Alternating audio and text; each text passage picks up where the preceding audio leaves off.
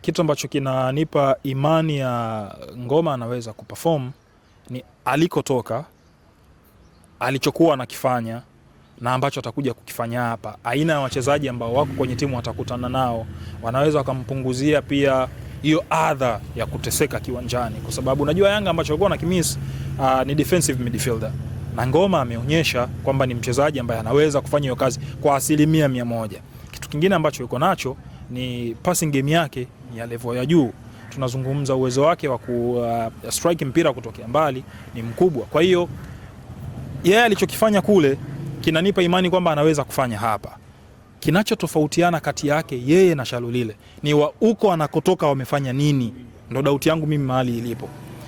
Kwa Shalulile tunazungumza tunahitaji goals ili tushinde mechi. Sasa kama hawezi kutupa goals ambazo zinaweza sisi kutushindia mechi, kidogo ni changamoto. Kwa hiyo kwa mtu kama Ngoma naye nasubiri kumuona kiwanjani. Na ndio maana mimi nazungumza kila siku, hakujawahi kuwa na usajili mbaya duniani. Hakujawahi kuwa na mchezaji mbaya duniani kwenye dirisha la usajili. Kwako hayo mazingira hayo mchezaji kuperform umeandaa. Kama wameandaa mazingira ya kuperform kwa mtu kama Ngoma, anaweza kuja kuperform. Lakini mimi wasiwasi wangu ni mdogo sana tofauti na ilivyo kwa Shalulile. Yaani kwa Ngoma na wasiwasi mdogo sana kuliko ilivyo kwa Shalulile. Kwa hiyo nasubiri kuona wakija kucheza. Naam, karibu mwana michezo. Habari, ni siku nyingine tena tunakutana ikiwa ni mchana tulivu na tuko na Vance. Mwenyewe namuitaga mzee wa kuwanyoa. Ni ana msemo wake kusema na wanyoa, na leo tuko kuwanyoa wale wote ambao tunaona kabisa performance mbovu lakini hype ni kubwa. Kaka, mambo vipi? Fresh na kwa haje? Kama kaa. Tuko vizuri. Tunaanza na nani? Wewe sasa kwa sababu script ni ya kwako. Naona kaka, tuanze kwanza na utambulisho wa mchezaji ambao anasema mwenyewe ni the GOAT. Na jana tumeona kwenye utambulisho wake kapiga picha na mbuzi pembeni, na maneno yamekuwa mengi kwamba mchezaji kaja, tulikuwa watu wanazungumza kwamba mchezaji hajasajiliwa, yuko mbali, kwa hiyo hajapiga picha za utambulisho, lakini mwisho wa siku tumemuona. Lakini swali langu na watu maswali yako pale, kwa nini hype ni kubwa kwa mchezaji huyu? Ni kwa sababu ya historia, profile aliyokuwa nayo ni kubwa. Kwa hiyo hizi hype ambazo unaziona haziji bahati mbaya, zinakuja kwa sababu ya alichokifanya. Nazungumza ndo mfungaji wa muda wote wa ligi ya South Africa, PSL. Sasa ukiwa unawaza una mchezaji ambaye ndo mfungaji wa muda wote wa ligi ya South Africa na ni moja kati ya ligi ngumu barani Afrika, tunazungumza sasa hivi ukienda kwenye rank zile ni ligi namba 5.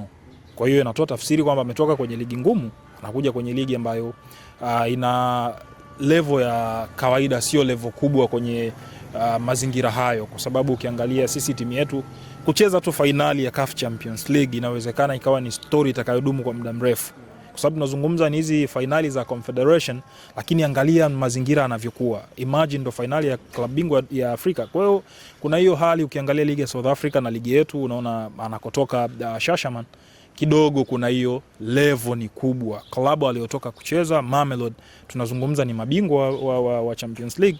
Kwa hiyo kuna vitu vingi unaviona ako navyo, na ndio maana unaona hyping inakuwa kubwa kwa upande wake. Kikubwa ni anaweza kukop kile alichokifanya huko na kukileta hapa, kwa sababu watu wengi nimeona wanazungumza ligi yetu ni dhaifu kuliko ligi ya South Africa, lakini ambacho mimi nakiona, na nimekuwa kidogo niko tofauti na watu wengine na nimepokea pia matusi. Unajua mpira wetu sisi bila kutukana tunakuwa hatuishi. Nimeambiwa mimi ni mtu ambaye siipendi Yanga. Siipendi Yanga, na mimi sipo kwa ajili ya kuipenda Yanga. Yes, mimi nafanya kile ambacho kwangu mimi naona kabisa kina mashiko. Ni mtu ambaye ukiangalia kwenye misimu ya nyuma karibu misimu 5 hajawa na hiyo performance ambayo unaweza kusema wow, hii ni performance inashangaza. Tunazungumza msimu uliopita amekuwa na goli 3 kwenye ligi, kwenye michezo almost 13-14. Nazungumza msimu uliopita numbers ni hizo magoli 6. Yaani kwenye misimu karibu 5 ya mwisho hapa hakuna msimu mfunga goli 15 na zaidi. Haupo. Na kitu kibaya ambacho mimi kimekuwa kinanipa mashaka ni yeye ni kutoka juu kwenda chini kwa spidi kubwa. Kungekuwa kuna ile ups and down, tunasema leo umepanda, kesho umeshuka, kesho umebalance, kidogo ningesema huyu mtu anaweza kuwa na mategemeo kwamba anaweza akarudi kwenye level yake. Lakini ukiangalia hiyo graph yake ni juu kwenda chini. Inawezekana kwetu ndio ikawa sehemu ya yeye kurudi tena alikokuwa. Lakini kitu kingine ambacho mimi kinanifanya niwaze ni umri aliyokuwa nao. Inawezekana kwenye ligi yetu umri usiwe tatizo kubwa sana, kwa sababu nimeona pia watu wakiwa wanatoa comparison za mtu kama Medi na vitu vingine kama hivyo, lakini tukumbuke huyo Medi anayezungumzwa aliyafanya hayo kwa misimu mingapi akiwa hapa? Huko alikotoka alikuwa na profile gani? Level yake ilikuwa ni ya kupanda na kushuka au ni ya kushuka?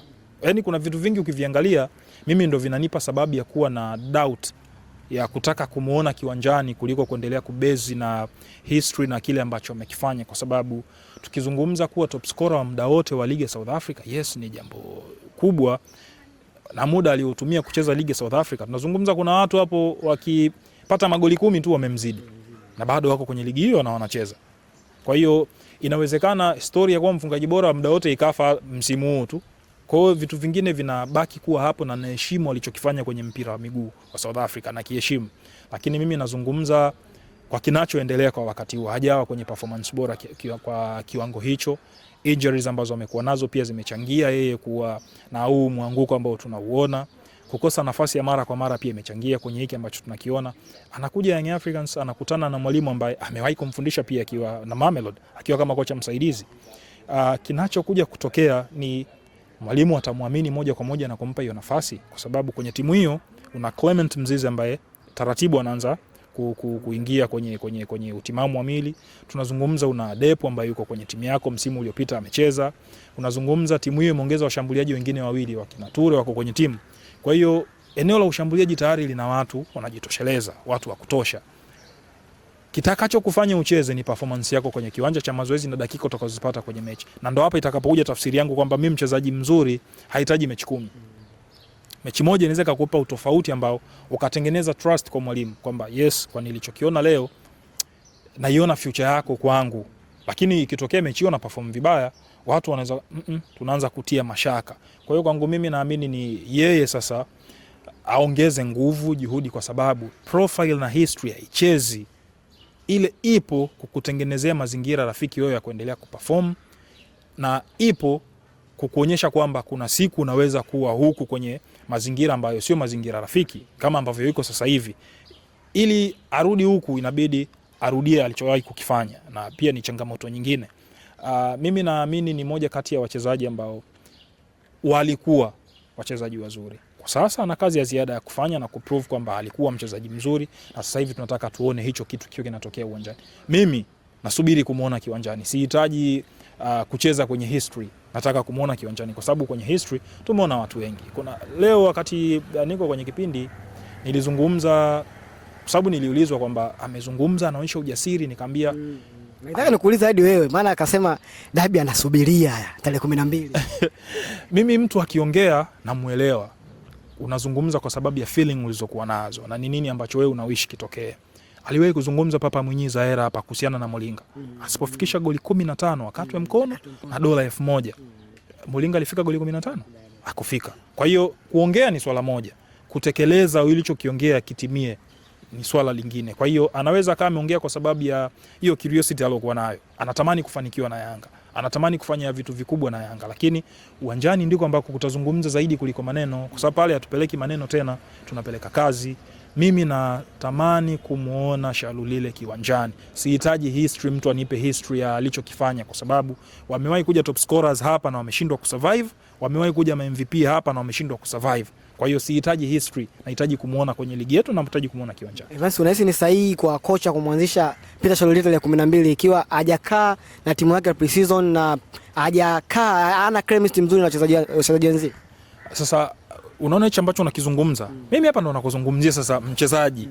Wewe unajitofautishaje na watu wengine? Inawezekana huna chemistry na team, lakini kuna vitu havihitaji hiyo chemistry. Tunazungumza huko kwenye space, una mpira, funga. Timu haihusiki, ni wewe na maamuzi yako. Kuna namna ya timu kucheza, naweza nikawa naelewa. Unahitaji muda wa kuzoeana na watu, wajue ni mchezaji wa aina gani, ni aina gani ya mipira kwako inaweza kawa rafiki kufikia kile ambacho unakihitaji, lakini kuna moment ambayo haihitaji tena chemistry ya timu. Wewe kupasia mpira kwenye shimo haihitaji chemistry ya timu. Wewe una mpira hapa, pasia pale tuondoke. Yaani kuna vitu havihitaji kuwa na mambo mengi, lakini kuna vitu vinahitaji kweli hiyo adaptation ya timu, eneo husika uliloenda, nchi, hali ya hewa, vyakula na vitu kama hivyo, naelewa. Lakini kuna situation kwangu mimi naamini mchezaji tu unaweza kujitofautisha. Siku hiyo hiyo ya kwanza ukiwa kiwanjani unaweka utofauti na watu wanaondoka. Kwa hiyo kwangu mimi naamini mwalimu anaweza kumpa nafasi kwa sababu anamjua Shalulile, amewahi kumfundisha zaidi ya miaka 4, kwa hiyo anajua ni mchezaji wa aina gani na ni nini akikifanya anaweza kunipa matokeo bora. Inawezekana hajakaa na timu muda mrefu, lakini mwalimu akatengeneza mazingira ambayo yakawa rafiki kwa Shalulile kwa sababu anajua ubora wa Shalulile uko wapi na ni nini kikifanyika mtu anaweza kunipa kitu bora. Kwa hiyo kwangu mimi naamini mwalimu anaweza kaopti mtu yoyote kwenda naye kiwanjani na mwisho siku akapata anachokihitaji. Basi na kopi maneno yako kuhusiana na ngoma. Ulisema wao walikuwa na ngoma wao na sasa hivi amekuja ngoma wa pili. Ni kama una matumaini sana na ngoma kwa sababu wewe ni mzoa kuwanyoa. Na Shalulile kipindi anakuja tu ulimnyoa. Kwa nini ngoma ni kama una kama ka feeling kwa kwamba anaweza kaperform hapa Tanzania? Kitu ambacho kinanipa imani ya ngoma anaweza kuperform ni alikotoka, alichokuwa anakifanya na ambacho atakuja kukifanya hapa. Aina ya wachezaji ambao wako kwenye timu watakutana nao wanaweza wakampunguzia pia hiyo adha ya kuteseka kiwanjani, kwa sababu unajua Yanga ambacho alikuwa na kimis ni defensive midfielder, na ngoma ameonyesha kwamba ni mchezaji ambaye anaweza kufanya hiyo kazi kwa 100%. Kitu kingine ambacho yuko nacho ni passing game yake ya level ya juu. Tunazungumza uwezo wake wa ku strike mpira kutokea mbali ni mkubwa. Kwa hiyo yeye alichokifanya kule kinanipa imani kwamba anaweza kufanya hapa. Kinachotofautiana kati yake yeye na Shalulile ni wa uko anakotoka wamefanya nini. Ndio doubt yangu mimi mahali ilipo. Kwa Shalulile tunazungumza tunahitaji goals ili tushinde mechi. Sasa kama hawezi kutupa goals ambazo zinaweza sisi kutushindia mechi, kidogo ni changamoto. Kwa hiyo kwa mtu kama Ngoma naye nasubiri kumuona kiwanjani. Na ndio maana mimi nazungumza kila siku, hakujawahi kuwa na usajili mbaya duniani. Hakujawahi kuwa na mchezaji mbaya duniani kwenye dirisha la usajili. Kwako hayo mazingira hayo mchezaji kuperform umeandaa. Kama wameandaa mazingira ya kuperform kwa mtu kama Ngoma, anaweza kuja kuperform. Lakini mimi wasiwasi wangu ni mdogo sana tofauti na ilivyo kwa Shalulile. Yaani kwa Ngoma na wasiwasi mdogo sana kuliko ilivyo kwa Shalulile. Kwa hiyo nasubiri kuona wakija kucheza ni nini ambacho kitatokea. Kwa hiyo sio kwamba sina wasiwasi kabisa. Nina wasiwasi kwa sababu ligi yetu imewahi kukataa watu wengi wazuri. Yaani ligi yetu imewahi kuwakataa watu wengi wazuri kwa mazingira yaliyoko kwenye mpira wa nchi yetu. Kwa hiyo nasubiri kuona ni nini ambacho yeye atakuja kukiweka kiwanjani, namna gani anaweza kuisaidia Young Africans, lakini kwenye wasiwasi huko kidogo mimi umepungua kuliko ambavyo yuko kwa Shalulile. Basi Ngoma na kitu gani special ambacho kinatofautisha yeye na namba 6 ambao walioko mchini? Kwa unavyoongea ni kama jamaa kawapiga gap sana na namba 6 ambao waliopo sasa hivi.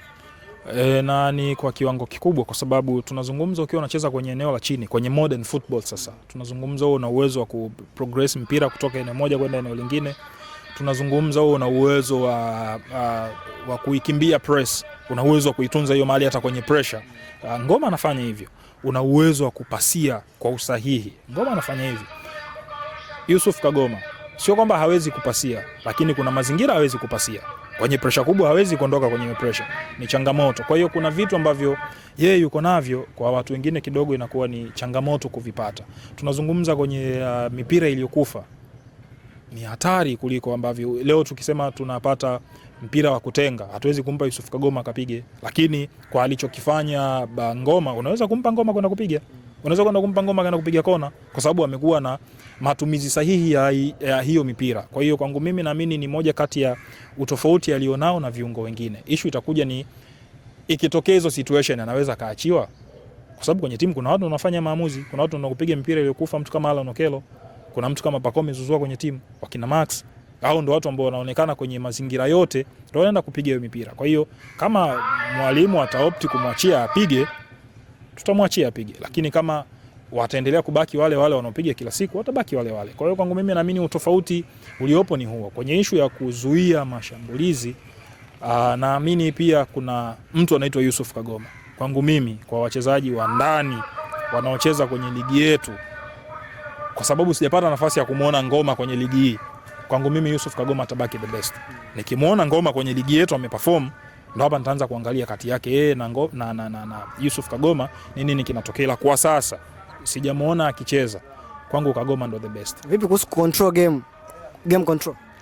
Anayo, na ndio hiyo tunazungumza kwenye pressure kubwa unaweza kuhimili kutunza mpira wako. Kwa hiyo kwangu mimi kwa Ngoma hicho kitu anacho. Kwa hiyo kikubwa ni asubiri kwenye ligi. Unajua tunaweza kuzungumza vyote ni vitu positive, lakini ukija kwenye ligi yetu sisi vitu vikaenda tofauti, vikaenda kinyume. Kwa hiyo mimi nataka kumuona kwenye ligi, yani hivi vitu vingine tunazungumza ni kwa sababu alivifanya, anakuja kufanya hapa, ndo nataka kuona. Lakini kwa profile ilivyo, ni mchezaji mzuri kwangu mimi, naamini anaweza akawasaidia Young Africans kwa kilichoko nje. Mpaka wakati huu alikuja Balakonte hapa, watu walimuimba sana, lakini kilichokuja kutokea, shughuli imemshinda hii. Walikuja kina Dumbia, walisifiwa, shughuli imewashinda. Kwa hiyo hapa mimi nataka kuwaona hapa. Alikuja kina Andy Boyeli hapa, wameimbwa striker kweli, amekuja hapa, shughuli imemshinda. Kwa hiyo acheze kwanza, ndiko ambako mimi nitaweza kumzungumzia kwa nilichokiona hapa. Najua watu wengi watauliza mbona Peter Shalulile sijasubiri acheze. Nasubiri acheze. Namba zake ndo zimenipa mashaka kwamba inawezekana akawa kwenye mazingira hayo tena, yani unatoka juu unazidi kudrop. Sasa nataka kuona namna gani anaweza kuikimbia hii hali ya kudondoka kila siku kurudi juu. Kwa hiyo kwangu mimi nasubiri watu wote wacheze kama ambavyo nimezungumzia watu wengine, kwa sababu nimeona wamecheza. Unaona nafasi ya Depu kucheza na kuanza kwenye kikosi cha Yanga ikiwa amewekewa Peter Shalulile na Toure Madevu? Ni maamuzi ya mwalimu, lakini mimi ukiniambia Depu kucheza, nafasi ipo, kwa sababu nimeona akiwa anacheza kwenye mechi za msimu uliopita. Wasiwasi wangu mimi na mashaka yangu kwa Depu ni sehemu moja tu. Kwenye mechi kubwa mimi ameshindwa kunionyesha utofauti. Yaani ndo wasiwasi wangu kwa Depu. Sio kama ni mchezaji mbaya hawezi kufunga. Kwenye mechi kubwa jitofautishe, tuone ukubwa ulionao. Kwa sababu tunazungumza ni mchezaji ambaye ana experience, tuonyeshe utofauti. Jitengenezee utofauti na watu waliopo. Leo tunadhani kwa nini wakina Ronaldo, wakina sijui Lionel Messi wanaimbwa kwenye mazingira magumu, wewe unajitofautisha vipi? Walikuwa wanaamua mechi ambazo tunaamini zimeisha. Kama unakumbuka mechi ya Atletico de Madrid dhidi ya Juve, Ronaldo anakuja na wakaanga chuma 3. Mechi ya Wolfsburg dhidi ya Real Madrid wanakufa 2-1 Ujerumani, wanakuja Santiago wanakaangwa. Kwa hiyo pale ndo Ronaldo alijitofautisha na watu wengine, kwamba yes, timu ina wachezaji, lakini mimi naweza kujionyesha kwenye matatizo haya magumu na bado mimi nikaonekana. Natamani kumuona Depu akiwa anafanya hivyo. Hizi mechi za kina KMC, sijui mtu yoyote anaweza kufunga. Si Buba Jamaa amekuja amefunga hapa. Na watu mchezaji wako Buba Jamaa. Mimi siku ile amefunga, nilisema walikuja watu walianza hivi na mwisho siku hakutoboa. Kwa sababu ya mimi ninachokiona kwake, naamini ni hizo situations zinatokea mara moja, haziwezi kuwa kila siku, lakini kuna vitu vingi anatakiwa kuimprove. Watu wakaniona kama mchawi, lakini leo tunazungumza lugha hii, ameshindwa kuendana na kile choko Young Africans. Kwa hiyo kuna vitu mimi nazungumzaga ni basic tu. Yaani mimi kwa mchezaji nikiona kuna vitu basic vinafanyika, naamini hata kama kuna vitu vya kujifunza ni vichache, lakini kama basic ni tatizo, hata hivyo vitu vichache vya kujifunza kufikia kwenye ubora itakuwa ni changamoto nyingine. Basi unaona kuelekea dabi ya tarehe 12 ikiwa Simba wapo kwenye migogoro mizito, machafuko kama machafuko yamehamia kule upande wa Gaza, unaona inaweza ikaathiri mechi yao kuelekea dabi? Inawezekana. Sasa kama ambao ndio mnawaongoza watu hamuelewani kwenye dressing, tunazungumza nini? Kwamba kuna watu wanazungumza timu ishinde, kuna watu wanazungumza vitu tofauti, kwa sababu lengo lao ni kuiongoza club. Sasa kama nyie tayari mna hizo tofauti, hata wachezaji wakianza kuchagua upande hawana makosa, kwa sababu kila mtu ana namna alivyofika kwenye club. Yaani tukubaliane, kuna mtu simu yake ya kwanza ya kuhitajika na Simba ilikuwa ni kiongozi fulani. Kuna mtu simu yake ya kwanza kufika kwenye timu, kwa hiyo ataangalia upande ambao umefanya mimi niko hapa, inabidi ni stand upande huo. Lakini ingekuwa timu inazungumza lugha moja, hakuna mtu angeanza kuchagua upande, haijalishi nani kakuleta. Lakini kwa hizi kelele zinazoendelea kwa wakati huu, naamini kidogo zinatengeneza mazingira magumu kwa wachezaji. Mentally inaweza ikawaathiri vibaya, pia physically. Unajua kuna ile watu sasa kama timu yenyewe ndio ishaanza kuwa hivi, sisi wenyewe ndio fani, hata tukishinda bado furaha haiwezi kuwa ya timu, itaanza ni furaha ya watu. Kwamba tunaona sasa sisi tulimeta fulani ndo kafunga. Kwa hiyo kidogo inaigawa timu. Mimi nataka kuona namna gani ambavyo hizi kelele na matatizo yanayoendelea sasa hivi kwenye uongozi wa Simba wachezaji wanaweza kuepuka. Kama utafanikiwa kwenye hilo na benchi lao, na mimi natakuwa mpiga hatua kubwa sana. Unahisi nini ambacho kinasababisha mpaka viongozi kuingia kwenye migogoro? Ikiwa upande wa pili sio kwamba tunasema hakuna migogoro, na tukisema hivi mashabiki wanaweza wakaja ajua akasema kwa nini mnasema mna migogoro? Ni migogoro ipo, lakini sio watu wakuja na kuexpose. Shida ni nini kwa upande wa pili ambacho kinasababisha kila mgogoro ukitokea basi inakuwa inateka headline kila sehemu? Kwa tafsiri yangu ya haraka ni kila mtu analinda maslahi yake. Yaani kila mtu analinda maslahi yake. Kuna watu wanalinda maslahi ya wanachama, kuna mtu analinda maslahi ya mwekezaji, kwa sababu kila mtu ana maslahi kwenye hiyo club. Kwa hiyo ni kila mtu analinda maslahi yake, hataki mwingine awe mkubwa zaidi ya mtu mwingine. Ndicho ambacho mimi nakiona. Lakini all in all, kama wao wanahitaji kuondokana na hii migogoro, inatakiwa wakubaliane ni nini wanataka. Sio ni nini nataka, ni nini sisi wote tunataka hapa. Kama wote tunataka Simba, tunafanyaje ili Simba ifanikiwe? Sio wewe unakuja na mawazo yako ambayo mimi nikizungumza mawazo yangu unaona kama dhambi. Wewe ukizungumza mawazo yako, mimi nikizungumza, yani kuna hiyo kila mtu anataka kujiona kwamba mimi ndo mwamba, wewe utaniambia nini? Hiyo kidogo inakuwa ni changamoto. Na nimeona watu wanazungumza vitu vingine ambavyo kidogo mimi sielewi vinatoka wapi. Watu wanaanza kuzungumza sasa kushaba biashara za fedha. Huyo hana hela, huyo wa nini? Tunazungumza kwenye kuijenga timu. Inawezekana mkawa na fedha, lakini kama mawazo mazuri na yenye afya hayapo, fedha haiwezi kukusaidia lolote. Kuna vilabu vimewahi kuwa na fedha na hizo fedha hazijawasaidia chochote kile, kwa sababu haina hata usajili mtakaofanya, mtakuwa mnafanya usajili wa kidalali. Yaani mtu anajua sasa nyinyi si mna pesa, mimi naenda zangu tu vichakani na kuletea mchezaji nakupa. Bana yeye huyu player huyu nipe $300,000. Nachukua mchezaji wiki mbili hamna lolote. Kwa hiyo mwisho siku fedha inaweza isimalize kila kitu. Lakini namna gani nyinyi mnatengeneza kombo ambayo inaweza ikaichukua timu nzima, sio kumchukua mtu. Na ndio maana mimi kuna siku niliwahi kusema, nikasema inatakiwa vilabu pia vitengeneze mazingira ambayo si kwa tunaoita wafadhili, sio wakiwa hawapo hizi timu zinaweza kusurvive. Teams zitengeneze hizo njia, mwisho wa siku tutaondoka hizi biashara za kwanza kutegemea mtu kwamba siku huyo akiwa hayupo sisi hatuishi. Yaani kwa sababu hizi timu zimeanza kabla. Simba ipo kabla ya hawa watu waliopo leo, Yanga ipo kabla ya hawa watu waliopo leo. Tena huenda hata hawajazaliwa. Hivi vilabu viko duniani. Lakini kwa nini leo inaanza kutengenezwa picha kwamba bila watu fulani hatutoboi? Ni kwa sababu misingi ya wao kujitegemea kama club haikuandaliwa. Watu waliishi kwenye hayo mazoea na ndio ambayo yako mpaka leo kwamba timu ikimkosa fulani, leo timu haina Magunga, tutoboi. Tutaanguka. Kwa hiyo hata kama anafanya makosa itabidi tumtetee kwa sababu akiondoka kuna vitu vitafanyika, lakini tulikuwa tunaweza kutengeneza misingi na njia nzuri ambazo hata siku ukitoka tunaweza kusurvive, tunaweza kuishi, tunaweza kuendelea. Kwa hiyo mimi nataka kuamini kwamba kusikilizana ndio kitu cha msingi. Watengeneze mazingira ambayo yatakuwa rafiki kwa klabu yao, kwa sababu faida na hasara mimi sipati, ni wao wenyewe ambao umewekeza muda wako, nguvu na akili huko. Mimi hamna kinachofaidi. Yani shabiki atasema Evans, mbona unaumia? Vitu fulani vikitokea mbona unaumia? Kumbe wewe uumii chochote. Mimi sifaidiki na lolote. Yani unajua katika vitu ambavyo watu wanavisahau, mimi wapate ubingwa, sipate hata shilingi ya ubingwa wenu. Wakose ubingwa, siumii na chochote kuhusiana na timu yako. Lakini unazungumzia mashabiki, unazungumzia wanachama. Hawa ndio watu wanaoumia, na kinachoumiza zaidi ni wanayoyaona hapa kuelekea kwenye mechi. Tunaenda kucheza na mpinzani wetu ambaye ametudominate almost karibu game 7. Sisi hatupati matokeo mazuri. Matokeo yetu sisi makubwa tunayoenjoy sare. Kushinda hatushindi. Kwa hiyo hichi kinachoendelea kinaweza kuturudisha kule kule. Na mimi kuna siku niliandika kama mambo yatakuwa hivi, wategemee tu paredi. Evans, taratibu kwamba unamtoa kabisa kwenye mbio za ubingwa ikiendelea hii situation ambayo inaendelea sasa. Kama mambo yatakuwa hivi, waendelee tu kuona paredi. Kwa sababu vitu haviwezi kuwa, yani hatuwezi kupata ubingwa kwenye mazingira ya vita kiasi hiki. Upo ubingwa haupatikani. Kwa sababu hapo kutatokea tu migawanyiko, alafu watu wataanza kufanya kazi kwa maslahi. Kwamba mimi nililetwa na fulani, kwa mimi nitautonga ninavyotaka. Kocha aliletwa na nani? Kocha. Kwa hiyo bana, wewe utanipangia wachezaji wangu kwanza, alafu watu wengine watafuata. Kwa hiyo mwisho siku hata performance ya timu inaweza ikaathirika. Kwa hiyo mimi nataka kuona wao namna gani wanaweza kusort mambo yao, wakamaliza, wakaitengeneza timu yao kwenye mazingira ya ushindani. Sio kwamba sehemu zingine watu hawana migogoro, lakini hatuiweki hadharani kila mtu ajue kwamba tuna tatizo. Na ndio maana wanasemaga nyumba inaficha mambo mengi sana. Sisi tuko huko nje leo, huko ndani ya nyumba hatuyajui. Lakini huko ndani inawezekana watu hawalali hata sehemu moja. Huwa analala jikoni kama nyau, mwingine analala kwenye makochi kama TV. Yaani kila mtu anakaa kimpango wake.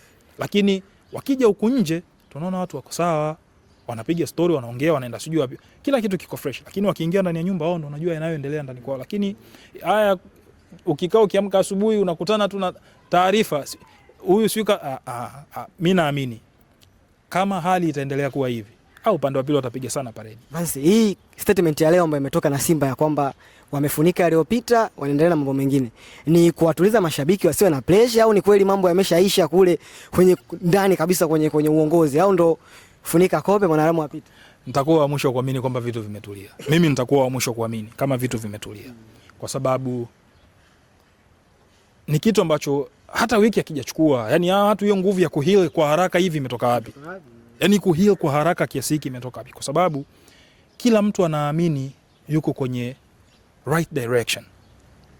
Leo tukubaliane kwa uharaka kiasi hicho. Inaweza ikawa ni tumekubaliana kutokukubaliana. Tumekubaliana? Kutokukubaliana. Hapa inawezekana tuache kwanza hii mechi ichezwe. Alafu vita yetu sisi itaendelea.